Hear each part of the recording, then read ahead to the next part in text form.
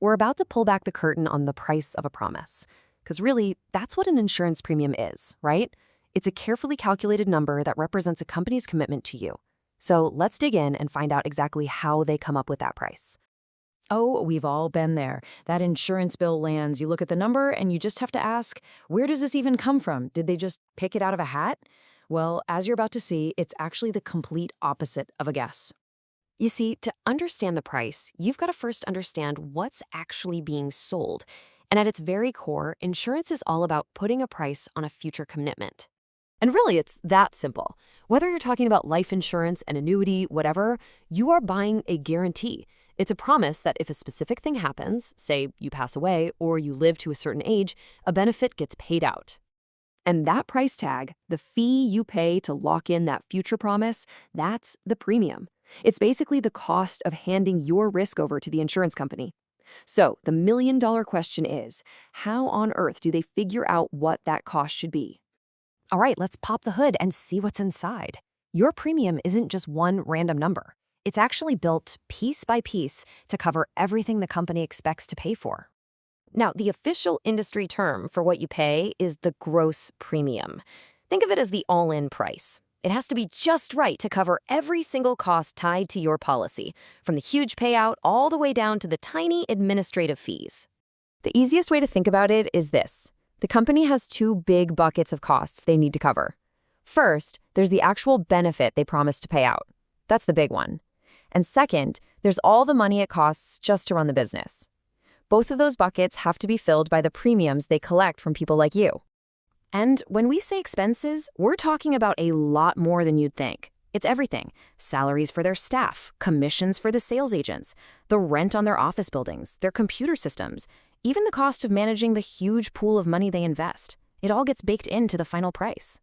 So if the premium has to cover both the benefits and all those expenses, how do they land on that perfect number? Well, it all comes down to a fundamental principle of balance. I want you to picture a seesaw. On one side, you pile up all the money the insurance company expects to bring in. And on the other side, you put all the money they expect to pay out. The whole goal of setting a premium is to get that seesaw perfectly level. This idea gets us to the absolute core rule of insurance pricing. It's called the principle of equivalence. It sounds complicated, but it just means that the value of all the money they expect to get has to equal the value of all the money they expect to spend. It's a powerful equation designed to balance out the future. Okay, here's how that balancing act looks in the real world. On the income side of the seesaw, you've got the premiums coming in from thousands of policyholders. And on the outgo side, you've got the benefits being paid out to people making claims, plus all those company expenses we just talked about. The premium is the one thing they can adjust up or down to make sure the two sides balance. But, and this is a big but, did you notice that key word? Expected. Nobody has a crystal ball. No one knows the future for sure. So insurers have to make some very educated guesses. All of those educated guesses get bundled together into something called a pricing basis. You can think of this as the foundation for the entire calculation. It's the set of assumptions that the whole house is built on. So what are they making these big assumptions about? Well, some really crucial stuff. Things like mortality rates, basically how long are people likely to live? Investment returns, how much can they expect the premiums they've collected to grow when they invest them? And future expenses. Are their costs going to go up because of inflation? Each one of these is a massive variable. And because these are just expert estimates at the end of the day, an insurer can't afford to just cross their fingers and hope for the best. They have to be what's called prudent. They have to build in a safety margin, because if their assumptions are wrong by even a little bit, they could go out of business. Now, this prudence isn't just about being nervous. It's strategic.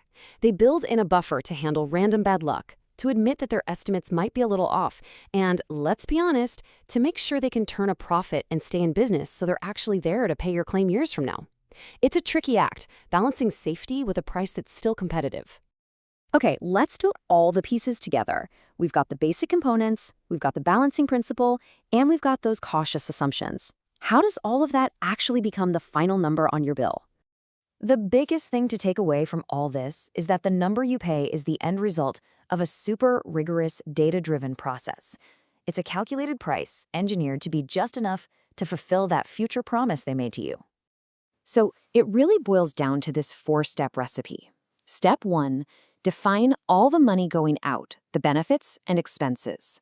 Step 2, create your basis by making those careful assumptions about the future. Step 3, set up the balancing equation, that principle of equivalence.